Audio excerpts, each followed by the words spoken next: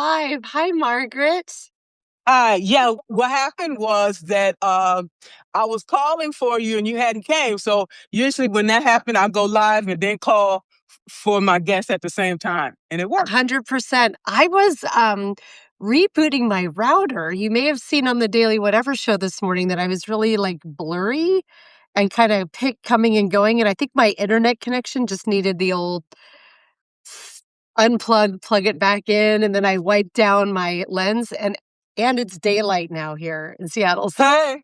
hopefully I'm not like pixelated and blurry like I was during today's show. No, it was good. It was a very good show, very informative. And Thank I didn't know you. any to learn about the SAFE Act. I'm like, oh Yeah, my God, I need to go back and start working for the government again. It's too much. it is way too much. Yeah, what Margaret's referencing is a story Melissa Corrigan and I posted to Blue Amp earlier today. I can go. She let me join the live here, and then I can put the link in. But it is voter suppression that's going to predominantly impact women, and especially women who have married and changed their names. But it's like a hostile, just a hostile interruption, I guess. It's not good. Oh, you know what? I just realized we're live on Gen XC, not on Dana Dubois Rights. I meant to put it on my personal one, but you know what?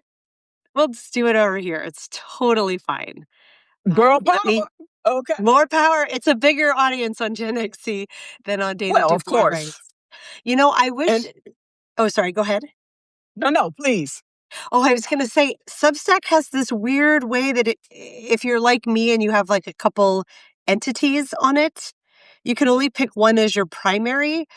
So I wish after when you join the live, it would just say join as Dana Dubois Writes, join as Gen XC. But I actually have to go in and change the dominant publication. And I did that. I made a big change actually last week where I shifted my dominant publication from Gen XC and the Daily Whatever show to me, to Dana Dubois Writes. And it's part of this whole project we're going to be talking about today. But since I hosted the live for the Daily Whatever show today, I had to change it and I forgot to change it back. So we are live on Gen XC is the It's short all name. good. It is all good. Okay. It's all me. But the I Write Out Loud project is really just me. Obviously it's my memoir home. And so anyways, Margaret, how are you? I am well. Let me introduce myself just in Please. case they don't know me, and then I'll introduce you. Okay. Fabulous. I help marginalized leaders stop surviving power systems and start leading with freedom, influence, and authority. Okay.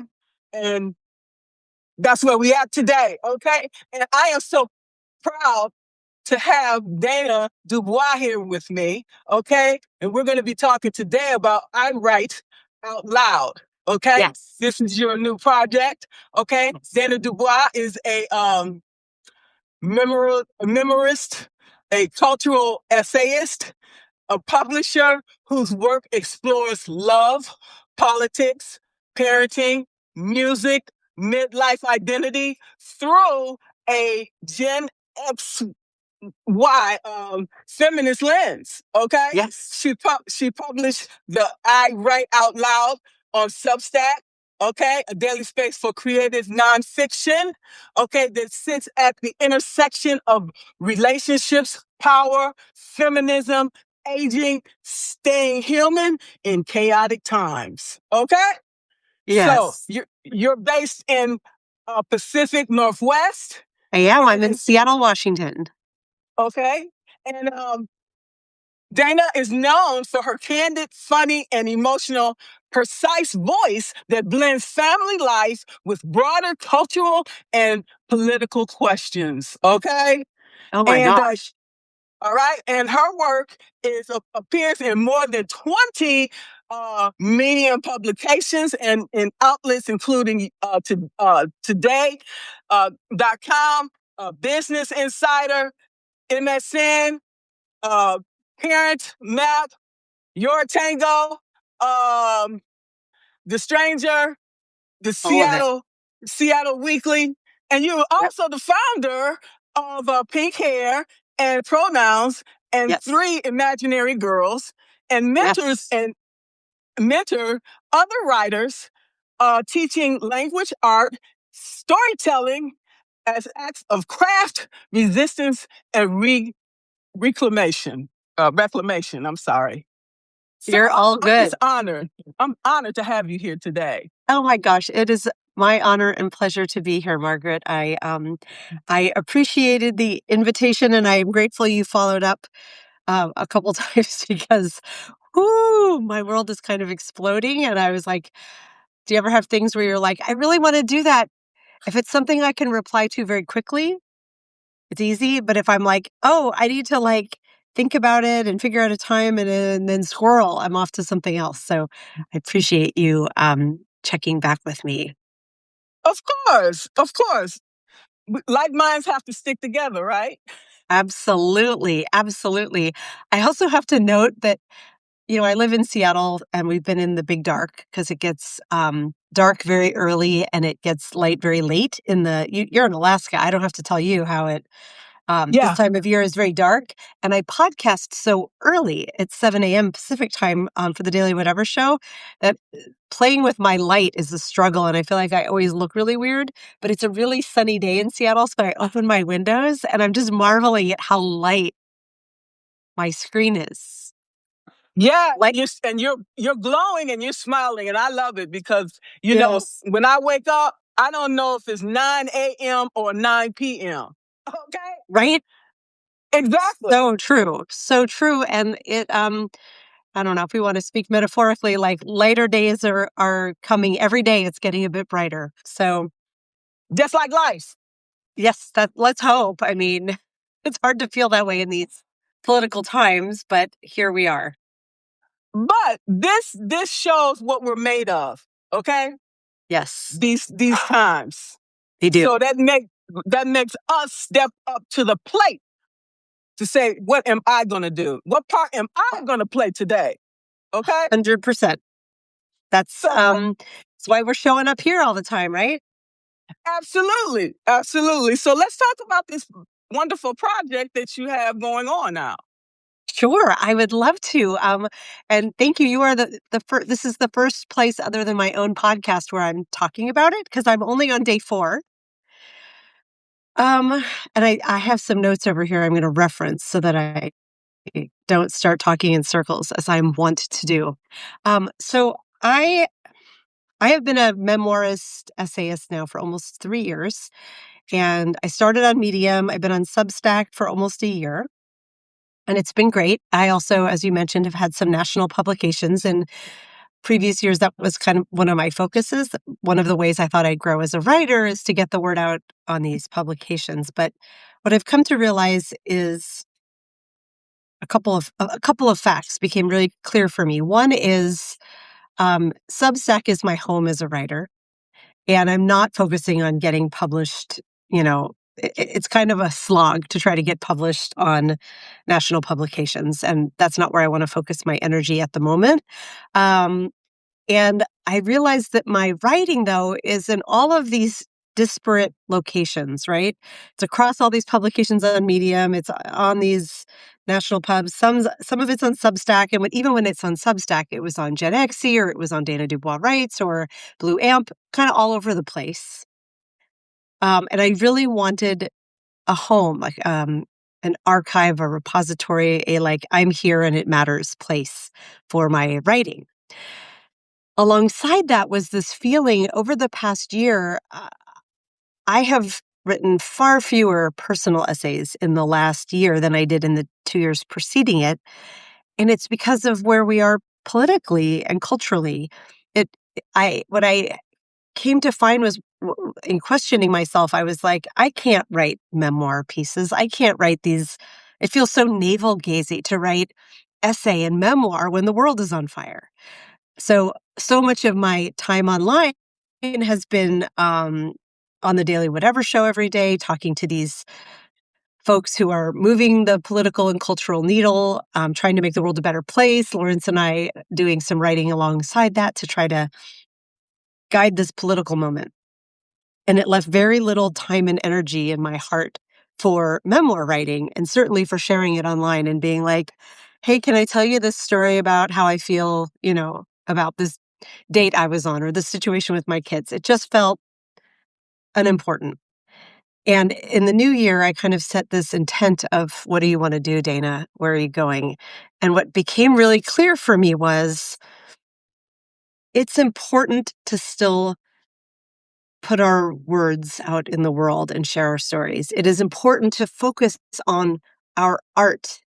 And it came to me as anger initially of all the other things I'm angry about this regime, this administration we're all living under. I'm angry at how many things we can't focus on while we're fighting the chaos of what they're doing, right? And I don't want to spend my days fighting these fights exclusively. I'm still going to do it. Don't get me wrong.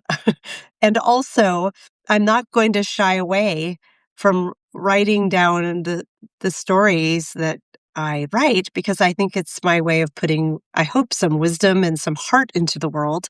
And I hope it inspires others to do the same because we can't let them take that from us. And so I'm viewing it as like a reclaiming of my creative space. And as I did it, I was like, I want a home on Substack and I want it to be pretty and designed and to kind of look like a book almost, like a periodical.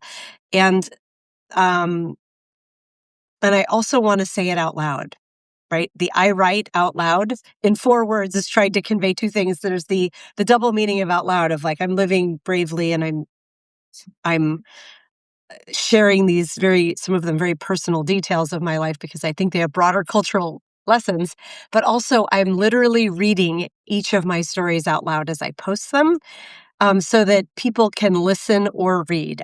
I know Substack comes with the capability to press that play button.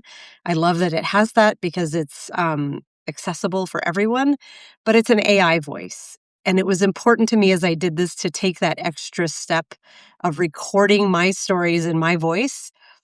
And it's funny, I host a podcast with Oceana, I co-host with Oceana Teffenhart and Karen Marie Shelton, that we call Crone Cocktail Hour. And it's like our Love it. little witchy evening thing. We've had a couple of them and we've agreed now we're going to do them once a month on the new moon. And they're about setting intent. And those two know a lot more than I do about spells and astrology and all of these things. I love learning from them. And it was in that last session that I was like, I feel like saying the words out loud is important because I almost feel like it's putting a spell out there to be woo about it, of like revisiting my words and stating them out loud in my own voice and with my own form of expression is hopefully powerful for me and for anyone who listens. I hope.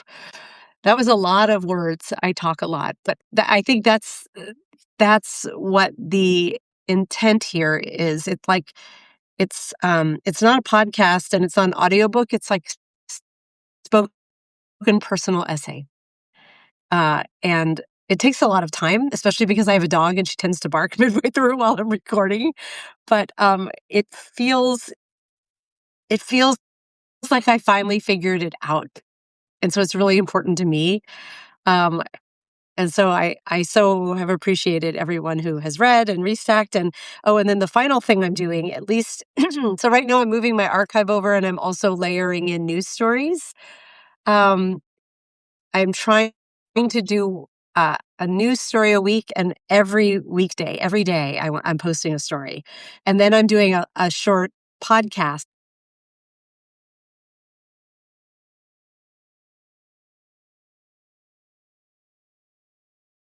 Um, you're frozen, and I see that your internet connection, it says it's unstable. So we're just going to wait here patiently for you. I'm in no hurry.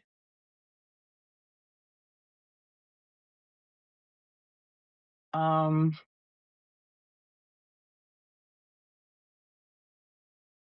and so, and oh, Dana, then I take questions and I kind of get in conversation. Dana,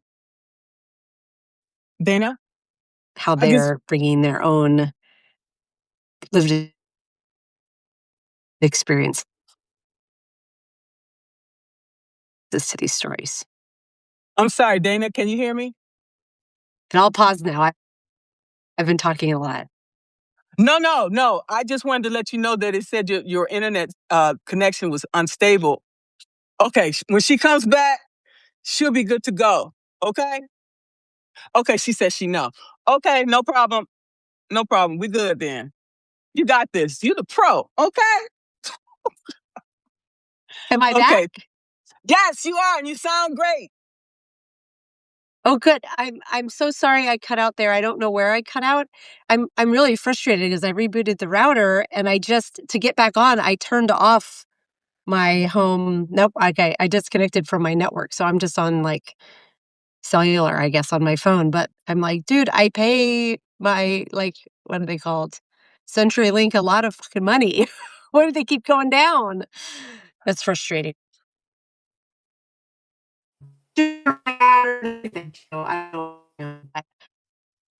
Yeah, Okay. it's on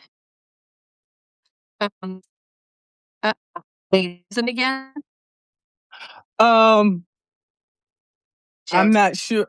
I'm not sure what you're saying, but we're here with you. Okay, we're here with you. It's all good. If you need to reboot and come back, whatever you need to do, we're here. You know what? Let me try.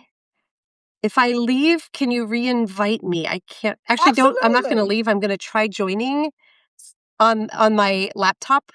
It's gonna be a Sure. really bad camera because I don't have my webcam here. Oh wait, can you hear me now? I can hear you. You're fuzzy, but we can hear you.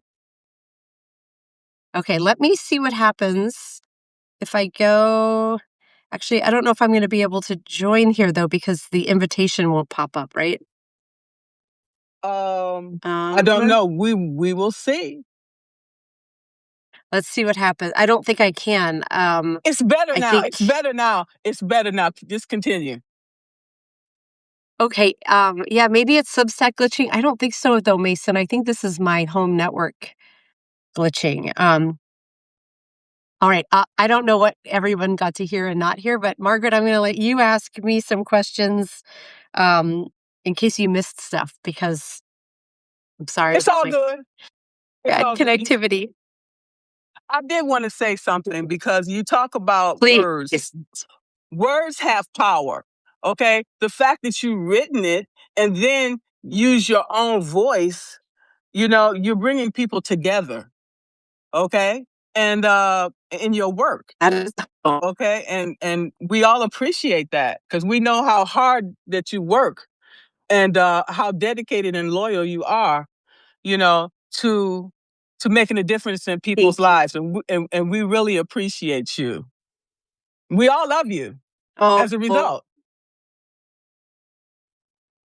We have thank over you, Mark. 66 we Sweet. have over 66 people here for you. So hey, we're here for you. So we want to hear about this impact that you want to make and how we can be a part of it. Well, thank you. Can you hear me still? It's hit and miss. I am. I am. I'm wondering. Here, I'm going to try going back Okay, on we'll my wait home here. network. We'll wait here. No problem. And as nice as the light is in here, You I you might go. taking Let's see if this and see if that helps. Okay. you take How you take how the you taking the light with how you, are so we you doing? good. We're good. Oh my gosh, it's darker in that part of the house and it's very messy. But let's see it. I'm looking on the screen and it looks like I'm still very pixelated. So let me unplug from here. And if I walk over, hi dog. Maybe my dog will come onto the couch with me too. Okay. Okay. You're getting a tour of my house. Let me open the windows here, which will probably make my little guard dog bark, but we'll get some light in and we'll see is anything getting better or worse as I'm walking around. We can hear you better. Is it pretty much the same? We can hear you better. You can hear me better. Okay, well, I'll take that as a win. Yes, it I will take is. that as a win. I will not be able to share links in the chat at all, but that's okay. Oh, I even have a little podcast stand right here. Come on. Hey. Now we have my little dog here. Can you see Kira? Yes, yes. This is the little one who makes all the noise. Who's like, "Oh, are we sitting on the couch now, Mom? That's fantastic." Wait, I can't put it in the holder because it'll be like a shot of my boobs.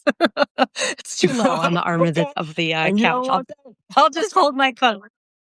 Yeah, that save that for that would be the only fans page that I don't have. She wants Not belly yet. rubs. Okay, I'm Okay, just so joking. yeah, oh God, yeah, I don't think that's ever gonna happen. I don't think that's my vibe. Too old, not hot enough, not wanting to put my naked body on the internet. Um, I'll crack boob jokes all day long. Um, Okay. so I think you had asked me, I believe, about the impact I'm hoping to make. Was that what the last question was before the internet cut out? Yeah, I was talking to you about the words. Our words have power.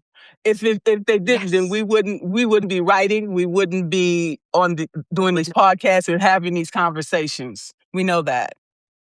And look how many Yes. people you've brought together as a result of your work, as a result of Thank your you. generosity, your genuineness. You have built this community. You and Lawrence, Thank you. and where you can be in this position to do the work you're doing today, right? Yeah. It it is an immense thrill. I mean, truly, it is a thrill to do the Daily Whatever show every day.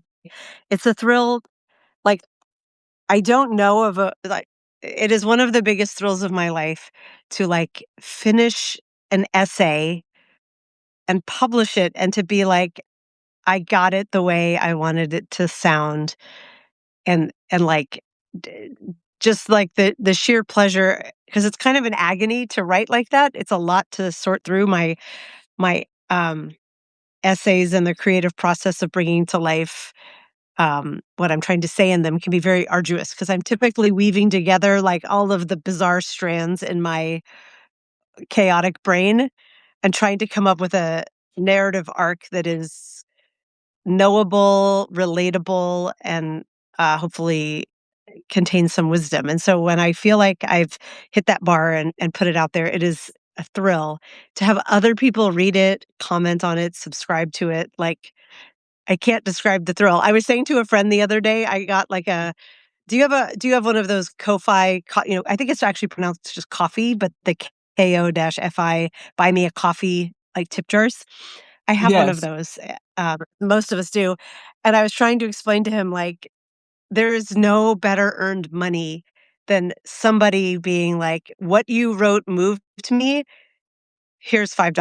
Like it's not about the money, but the fact that someone um like, was so moved that they took the extra effort to do that or to subscribe is, like it's, crazy exciting that I'm like, "This money means more to me than my entire corporate paycheck." This $5 tip, like, it's not it's not buying the dog food, and we have to be practical, but also, like, when I at the end of my life, am on my deathbed and looking back at, like, who I was and what I did, like, I will be proud that I sustained my home and a big corporate job and did the things I needed to do to keep myself and my daughters afloat. But the work that I will look back on and feel good about, this is it. So those are words being used to move my world. I hope by sharing them, it's setting an example to other creatives out there of like, this is the shit you need to do. And it's important even in difficult times. And then the essays themselves, they of course come from my perspective, which is you know, Gen X word nerd woman who is a mom, a single mom with a great ex-husband slash parenting partner, but um, moving through the world as a single woman, looking for love and partnership, working in a corporate space, also being a creative, um, dealing with the loss of power and rights that we see women going through now, dealing with the fears of raising young women who are facing into this world. The writing kind of touches on all of these things. Oh, and also music. I mean, I founded a music website years ago. That's always been a deep love. And so sometimes the essays integrate all of these. Sometimes they're sort of lighthearted, sometimes they're grave and serious. But um, I have put 4 of them out so far. The first one on Monday was a brand new one. The other 3 have been from the archives. As I said, I'm going to try to do one new one per week. Should I I'm talk sorry. about I'm those? sorry. Should I? Oh, sorry. Go ahead. Yes, yes, please. Can you talk about that first one? Because when you look at it, you can take it in a number of places. Thank you. It's man, I wish I were at my computer so I could share the links in the chat. But it's at danaduboiswrites.substack.com. That's my landing page, and I have culled the landing page so that it's only showing these essays, these I write out loud essays, since that's what it's going to be the home for. The first essay is called "The Men Who Open Me," Okay. and it is probably the favorite title of any essay I've ever written. Like, I'm obsessed with the title, Me and too.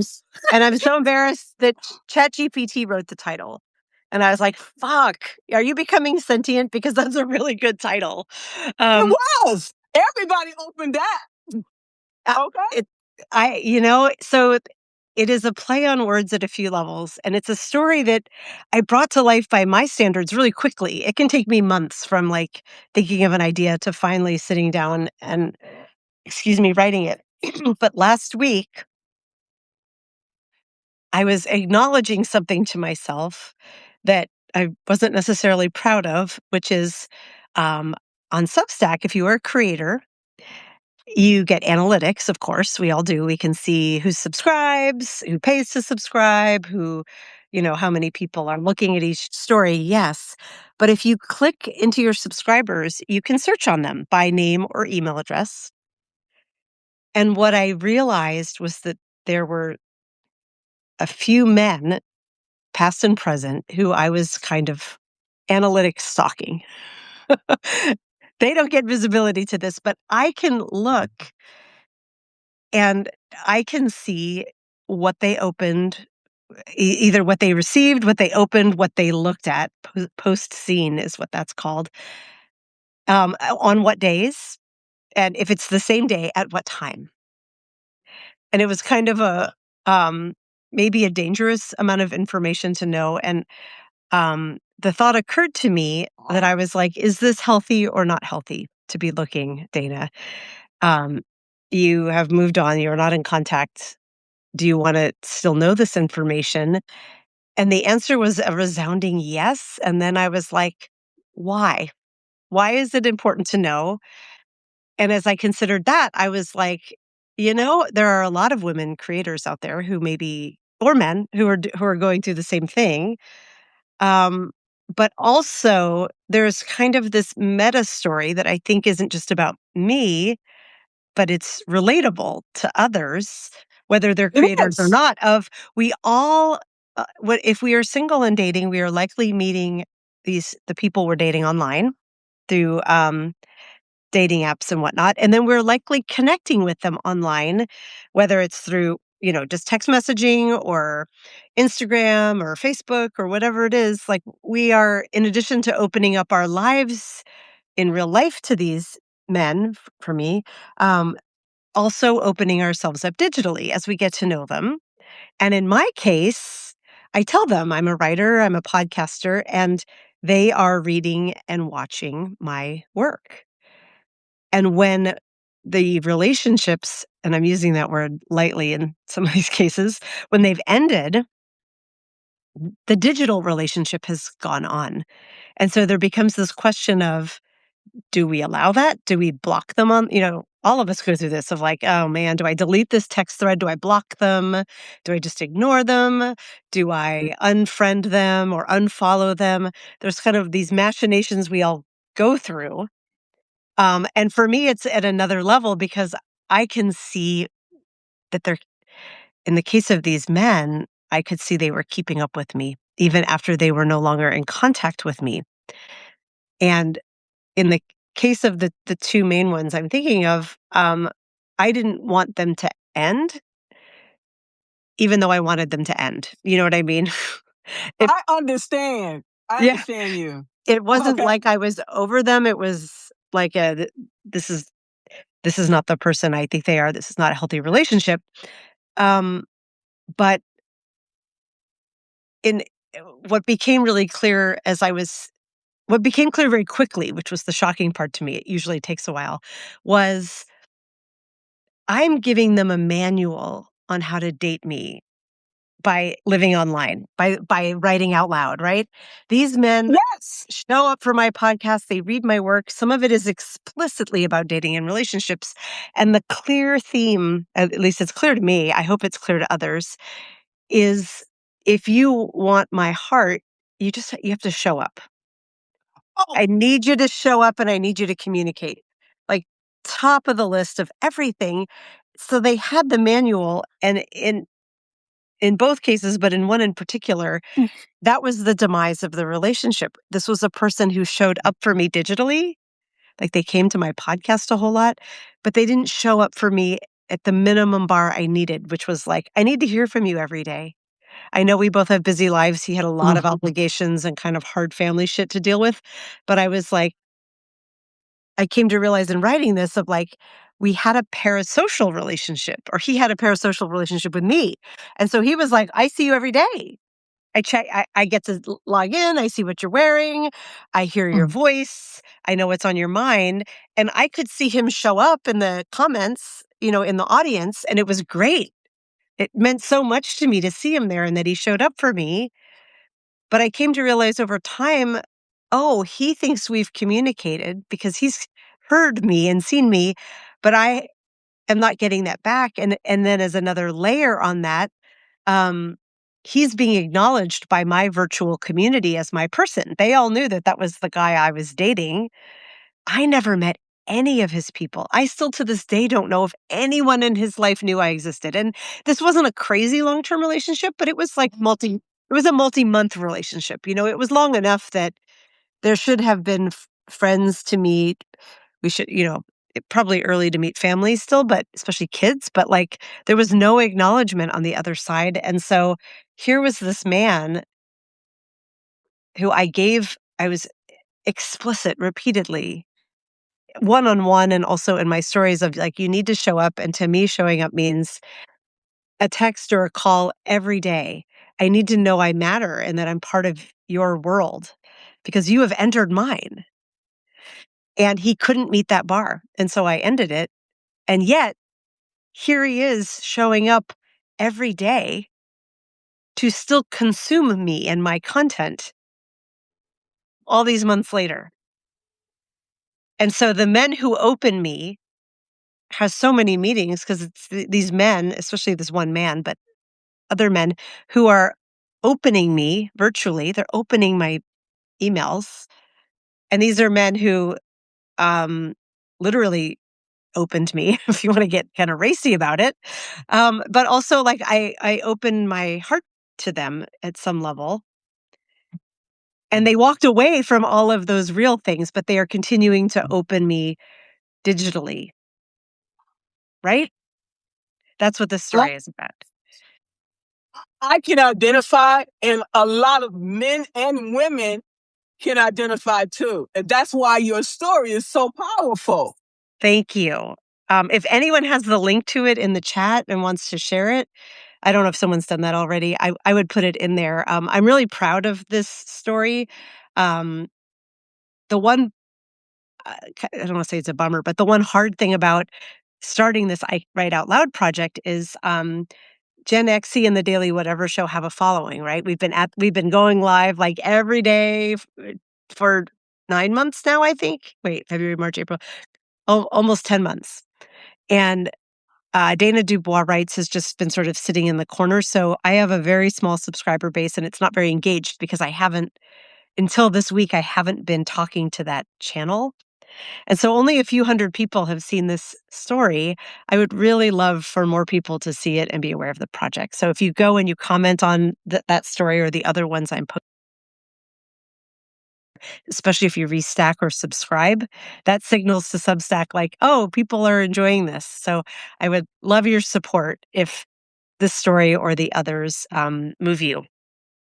I got you. I'm going to make sure to put those links in the article when I post it. Okay, Oh, thank you. everything. You're I the got best. you. I got you.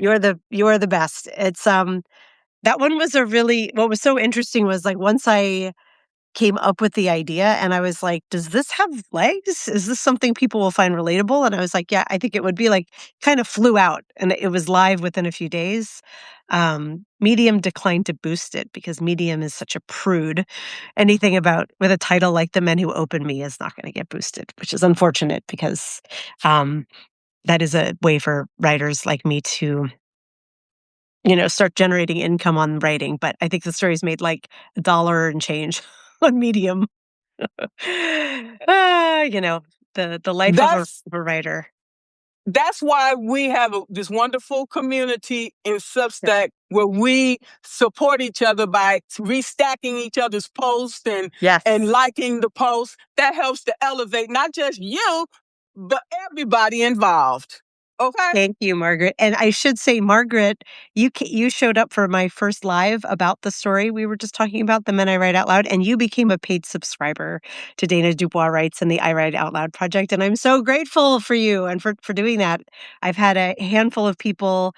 I have a goal of getting 88 paid subscribers because eight's my favorite number. And when I hit 88 stories up on the I Write Out Loud project, I will consider it a fully launched project. I will continue to add to it. I think I have about 120 stories to move over and new stories all the time. But when I hit 88, I'm going to be like, I've done it. It's $88 to be a founding member. So I publish at 808. So, Hey, you know, it's all eights all the time. I don't know why I like them so much, but I do. Um, so yeah, that story was really satisfying. And of course, I'm stalking the men in question to see if they are looking, if they've opened. And I'm going to disclose that answer on Sunday because I've decided to do something I've never done before, and I'm going to offer one. Right now, it'll be one live a week for paying subscribers to Dana Dubois Writes and the I Write Out Loud project, where I'm going to do the real behind the scenes. So I'm going to do the like, what happened this week with my I Write Out Loud men, the ones who are opening me. I do have an update. Um, yeah. we can't wait to hear. Okay. Show up Sunday, man. I haven't decided what time on Sunday yet, but probably early afternoon my time, so like mid to late afternoon East Coast time. Yeah. Well, I want to see if anybody have any questions. Yeah. Neuro says I agree with text now. Yes, there was a time before text, LOL. I can't see. That is easy to do. I asked my husband if I haven't heard from him in a few hours to text. Yeah. Like show up. That I mean, We shouldn't have to even say that. If you got to ask for you to show up, then for me, at my age, I just have to cut you off. All right, I'm sorry. But that's the block to burn, baby. That would be the smarter way.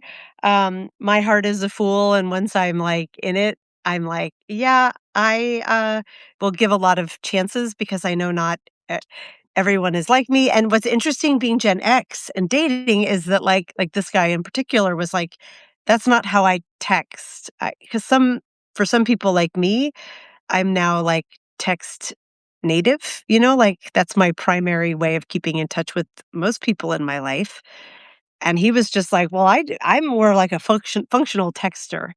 And I'm like, that's cool. You also can't call me because you have your kids so frequently. And I need to hear from you. You're courting me, sir. We are in the early months. We are establishing trust. And this is how it's done by consistent, yeah, touching base. I think Lynette said that, the touching base. Like, and also, like, don't you want to know me? Like, I don't want to brag, but you've kind of got a world-class writer here at your fingertips who can entertain you at like, I want to hear your thoughts on my day and my thoughts on your day. That's part of establishing a friendship, let alone a relationship. Like, minimum bar, fellas.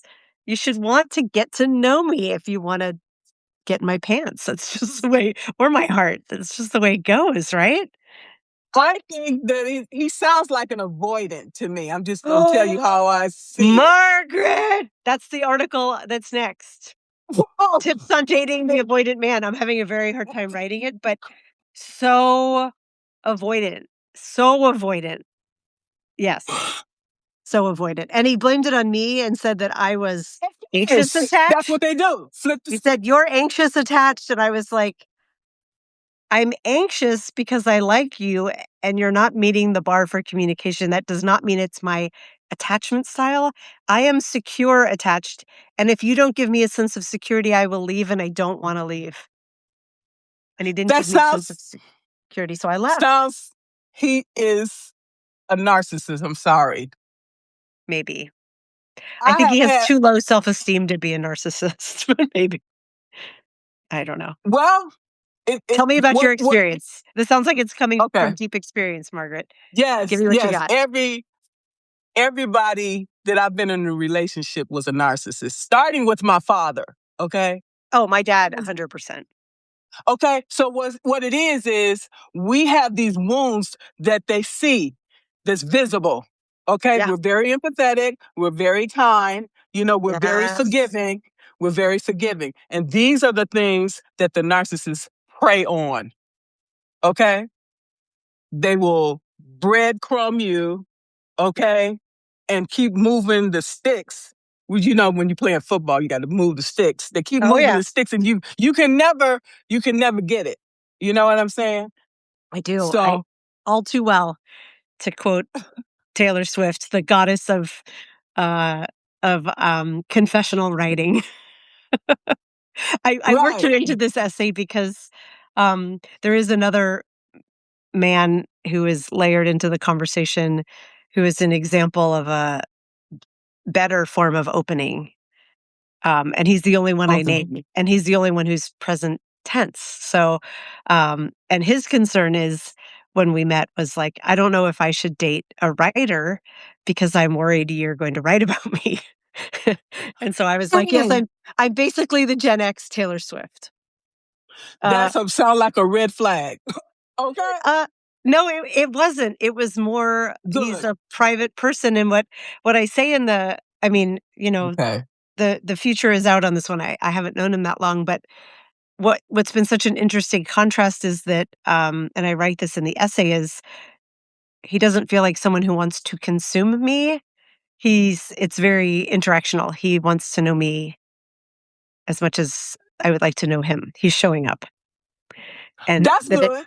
That's good. clarifying. Yeah, and whether he comes to be in a big meaningful way or not, it's this lesson of it's not someone who's just being like, well, I don't want you to write about me if I'm an asshole.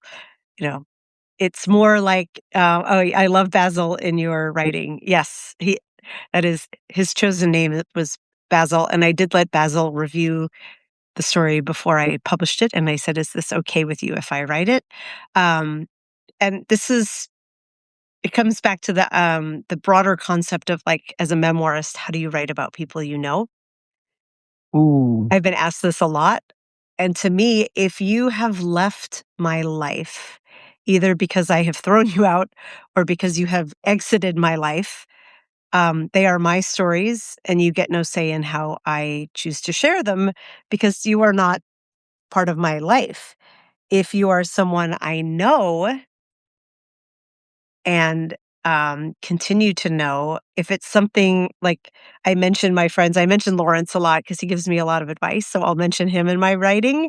And I'll usually be like, am I capturing this right? Are you okay with how this is written? My friend Sunny also, she is frequently the wisdom giver, and so I credit her and I tag her because she's on Substack and Medium to follow my writing because she's a supportive friend. So I think her profile says, "I'm just here to follow Dana Dubois." But I'll ask her before I put her in a story. So, um, I guess the trick is, yeah, if you don't want to not have a say in how I represent you, then don't exit my life.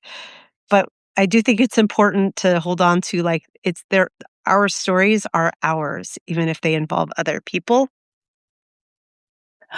I really wondered about that because, say, for example, I have a very dysfunctional family, and I start talking all these things about them. Can they come back and sue me or someone else? You know what I'm saying? Because it's almost like their Yes. word against mine, and is it considered libel? So I have to ask these questions while we're writing before we really post this stuff. We Yeah, really should think about these things. absolutely. And I'm not a lawyer. So ask a lawyer for, anything that's like really concerning about libel. But my understanding and kind of the code I follow is if someone is not identifiable, i- it's not libel. So I always change. If you're saying my father, then I suppose it's trickier because someone could maybe Google and figure out who your father is. But even then, I don't know. If he's not a famous person, I don't know that it's libel or slander or anything like that. You would have to ask a lawyer to define for sure, but I always change names, and, I don't believe there's oh, well, with the exception of, oh, I should post that one soon. A story I wrote about, a local musician, Lothario, who was, credibly accused of sexually assaulting many, many women, including many I know here in Seattle. I wrote about him by name, because I was quoting things that are reported by NPR. And so I felt okay about that. But even then, I consulted a lawyer friend because he kind of came after me for publishing it. So, um, See, that's yeah. but, and it's Ken Stringfellow accused, not, nothing has gone to court, but, I believe women. And I mean, I know him. So I have no, anyways, we won't get into that here. I haven't shared that story on Substack yet, only on, Medium, but maybe I'll move that one over soon because that would be a fun one to get into. You gotta call out your local rapists, friends. Accused, not credibly accused. It's me that's me putting the legal caveat on there. Um, but yeah, it is always a challenge, and I write about my dad a lot, and I can't ask for his consent because he has dementia. So, he doesn't know. So, I feel like it's fine. That's that's my point of view on that one. Um, in fact, the second essay in I Write Out Loud is about my dad. It's called My Dad Dementia and the Things. Oh my God. And the things, oh my God, I'm forgetting the full title, but it's about like the things we remember or we want to be remembered by. That's not exactly it. I'm spacing on my own title right now. If someone has it in front of them, they could put it in the chat. But I've written about my dad a lot, and that's probably my favorite essay about him. It's from about a year ago after I went to visit him last midwinter break. I'm flying to Florida this February with my kids, so I'll visit him again, and hopefully I'll have another story after I see him. I Well, am I really really oh, go sorry, go ahead. ahead. I was gonna say I'm really enjoying the light next to this window with the green wall behind me. I'm sorry I'm probably making people dizzy because 'cause I'm holding the phone in my hand, but, um, it's fun to podcast from my sofa instead of the desk. Okay. Well, Yeah. there it is.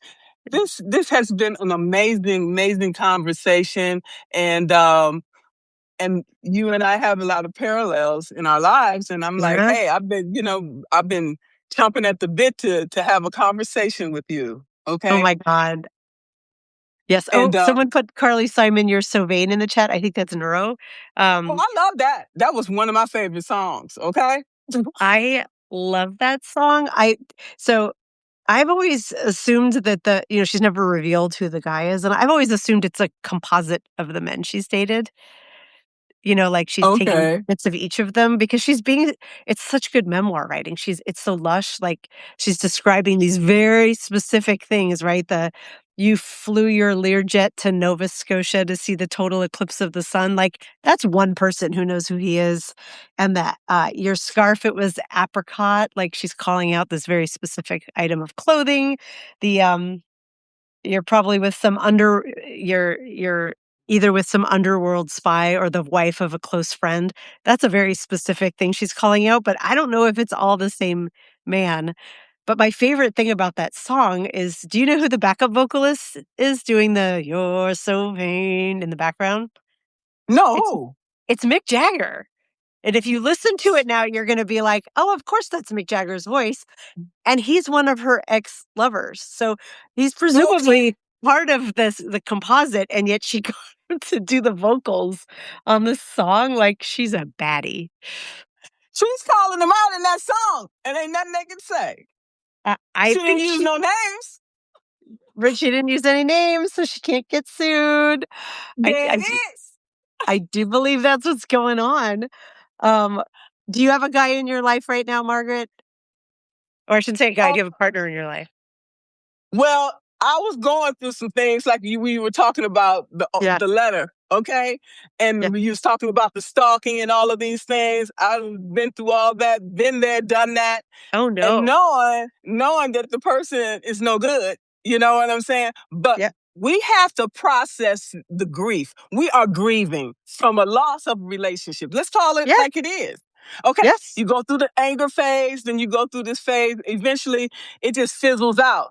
You know, you yeah. just have to let it process and just move on. You can't move on until you get over this one because that'd be like a rebound, and rebounds are Right. not good, not unless you're just doing it for whatever. You know what I'm saying?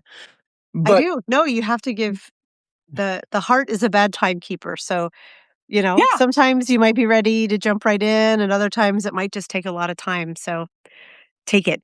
Take what you need give from it. yourself some grace. Give yourself some grace. Give yourself time to Yes. heal. Yes. Okay, and Very well said.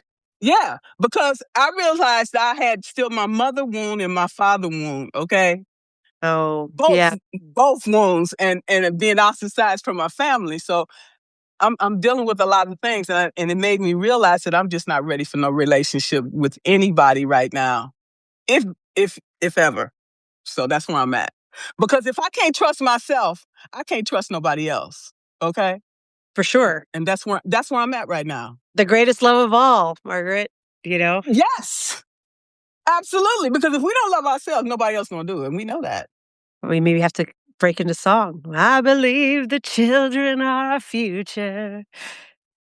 Teach them Okay, well, and yeah, I'm going full Whitney on us with the greatest love of all. Oh, and I okay. saw it just passed by so quickly, but it's My Dad Dementia and the Things We Don't Forget. Thank you for putting the title. And I love that title. I wrote that one. I can't believe I forgot it. But yeah, so there's that story about my dad with Alzheimer's. That was number 2. Number 3 was yesterday, and that was a story called I Took the Shot. And it's about, the literal shot is about GLP-1s, weight loss drugs.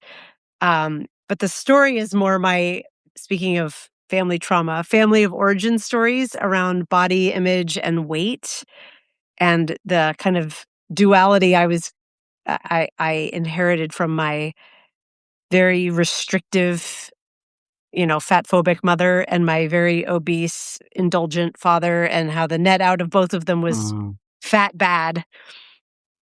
For women, fat bad. Being a woman and being fat was the ultimate, like anathema. So processing and coming up with my own views on how I view body, health, beauty, and doing it in the context also of wanting a partner and what it means to be a woman in my 50s trying to find one. So that's all kind of looped together in that story from yesterday. And then today's that I'll be talking about in a few hours is it's a long title. I believe I spent 18 years getting her ready. I forgot to prepare myself. And it's about my now 18-year-old daughter. I wrote the story the night she turned 18. Um, like at the end of the day after she went back to, we went out to our big family dinner. It was her dad's night, so she went back to her dad's house afterwards. And then I wrote this essay about what it's like to help my child take flight and get ready for college and to do all these things, and how proud I am of her, but that it's been such a whirlwind and so much effort. And I've been so busy preparing her for how to do it that I have not prepared myself at all yet for how sad I'm going to be when she takes flight and leaves.